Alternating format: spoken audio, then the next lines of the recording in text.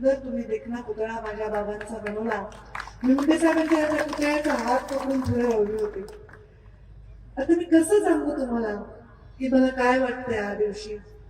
माझ्या जीवनामध्ये मुंडे साहेबांच्या जाण्यानंतर त्यांच्या अंतिम संस्काराच्या दिवशी मी शपथ खाल्ली होती की गोपीनाथ मुंडे हे नाव मी जगाला कधीही विसरू देणार नाही.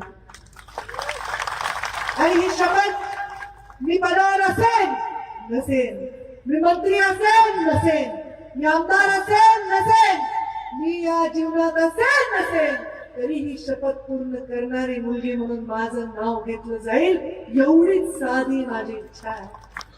या देशामध्ये मोठे मोठे नेते झाले, प्रधानमंत्र्यापर्यंत झाले, स्वतः प्रधानमंत्री झाले, पण आपल्या वडिलांचं स्मारक बांधणारी मुलगी झाली नाही.